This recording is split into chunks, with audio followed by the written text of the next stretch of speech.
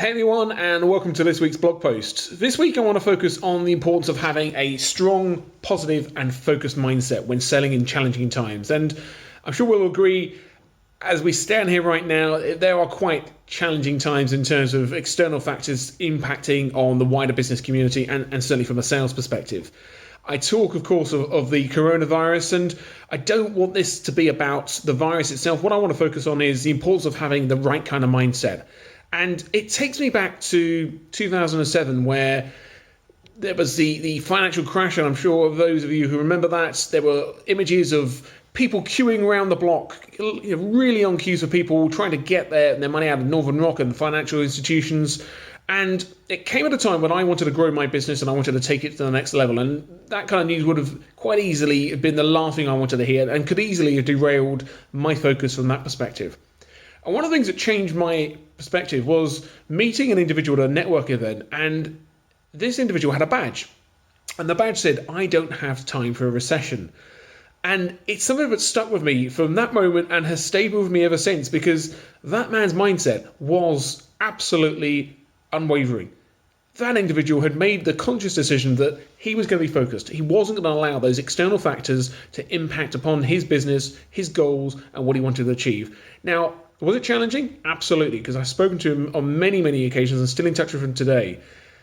Was it more difficult than he thought it would be? Absolutely. But did he achieve it? Yes, he did. And he did it because he had a positive, focused mindset.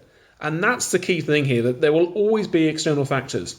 We've come off the back of Brexit, and although Brexit is far from finished, just when we felt that maybe there was some stability and some clearer guidance in terms of where we're going to go and what was going to happen, we've now got another external factor with coronavirus. And this is life. This is business life. This is sales.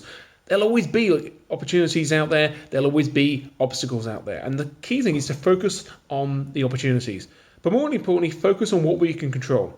The things that we can control are our calls, our meetings, the amount of proposals we're sending out, the amount of emails we're sending out. Those are the things we can control, because those are the things that are going to have a positive impact on our sales. Worrying about whether this is going to have a negative impact on our pipeline, potentially yes. But there's only one way to actually counter that, and that's to keep focusing, to up our activity, to up our game, and keep focused on our target and our goal, which is to hit our targets, hit our financial goals. And the only way to do that is to sell. The only way to do that is to get opportunities into the pipeline, is to get proposals out there, get in front of people, get on the phones, have those conversations, and keep the focus going, because there'll always be opportunities in every difficult situation. And rather than looking at the negatives, let's look at the positives. There's never been a situation where somebody has flicked a switch or turned off a tap to stop all the opportunities out there. There'll always be people who will want to buy what you have to offer. And that's the thing you need to keep in mind.